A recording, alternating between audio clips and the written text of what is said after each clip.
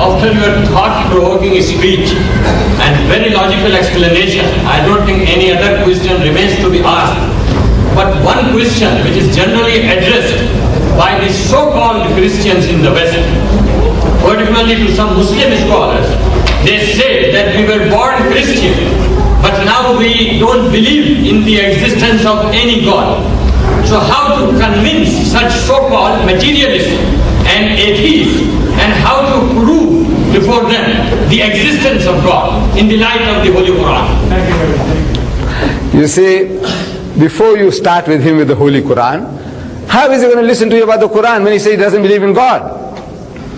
So, these people you're talking about, this Westerner, whoever he is, whether American or British, he is still a Christian subconsciously at the back of his mind.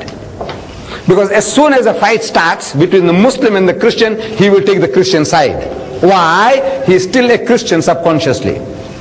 So, now what you do with him, a technique I'll show you.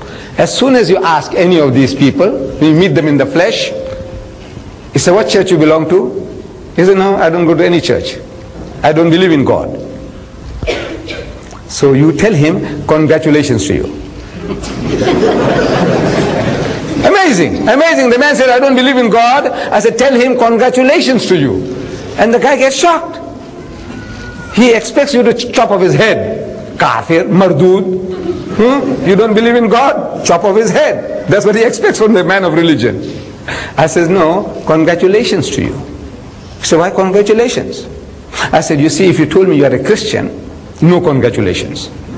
Because your father was a Christian, your mother was a Christian. Right? He said, right. So what did you do? Nothing. You tell me you are a Muslim, no congratulations. Why? Because your father was a Muslim, your mother was a Muslim. What did you do? Nothing. But you tell me you don't believe in God, I say congratulations.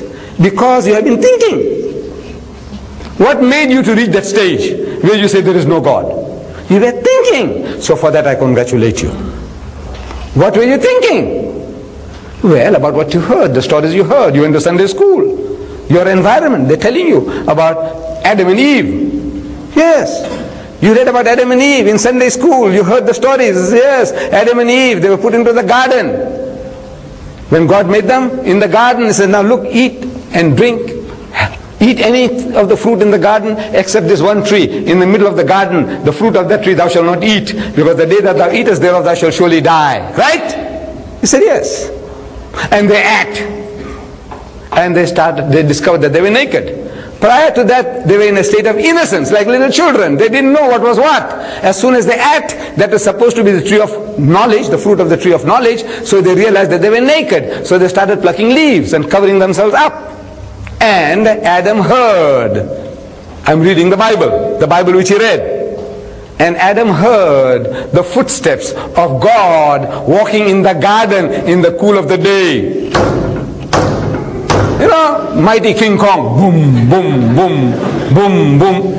That's what the Bible says. He heard the footsteps of God walking in the garden in the cool of the day. It was afternoon, late afternoon. So Adam went and hid himself away in the bushes. So God comes and stands where Adam was a few seconds before, and he scans. He can't see them. So he shouts, Adam, Adam, where art thou? Kahan hai tu, kahan hai? Poor God, he didn't know where Adam was. Or maybe he was playing hide and seek. Look, look, we do play hide and seek. You see, I do it with my grandson. He's 4-year-old now. See, I go home, my grandson, he's there in front of me. But I look up all over. I say, Rais, Rais, tu kahan hai? I say, where are you? And he's just having a good laugh. He thinks, grandpa can't see. Look, I'm playing the fools with him. He says, where are you? Where are you? He's laughing. So maybe God Almighty also, he wants to play a little joke with Adam and Eve. So Adam peeps through the bushes and he says, I'm here. So why do you behave like that? You have done something wrong. He said, no, I was naked. So how do you know you were naked? You have been eating of the fruit. He said, no, the woman that thou gavest to me, that woman. You see, if you didn't give me that woman, I wouldn't be in trouble. You gave me that woman, now got me into trouble. And you woman? He said, the serpent that beguiled me, passing the buck, the oldest game in the world. Don't own up. Now, I'm asking the Muslim, you believe in a God like that? You believe in a God like that? No. He says he also doesn't believe in a God like that. So congratulations. You read further down, Genesis. Hazrat Musa alayhi salam wanted to see God. So God says, look, you can't see me and live. The Quran says, lan tarani, you'll never see me. But in the Bible, he's insistent. You know, like a spoiled child. He said, look man, oh Lord, I love you so much, I must see you. What can you do with a fellow like that? It's all right, I will appease you. So God Almighty puts him between two rocks and puts his hand in the opening. So Musa alayhi salam can't see him. Then he turns his back and he takes away his hand.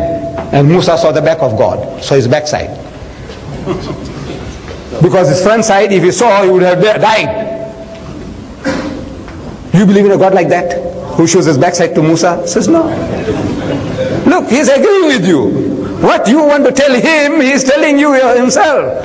You believe that Mary carried God for 9 months? Ask him. He said, no, you believe that? That Maryam carried God for 9 months? And this God was born and was circumcised on the 8th day. You believe that? No. So look, that man has taken the first step towards Islam. What is the first step? Anybody want to accept Islam? What do you say? Say, start. La. What is la? No. La ilaha. There's no God. There's no object of worship except Allah. So he's taken the first step. He's saying la ilaha. This. That God. That God. No. He's taken the first step, man. Take him the following step. Take him further. That's your job now. Congratulate him and take him out from there. So come man. How did this thing come into being? So he explains to you, and you find the Quran confirms. The Quran confirms. He says, look man, this book is telling what you are telling me. Inshallah, you'll be able to do the job.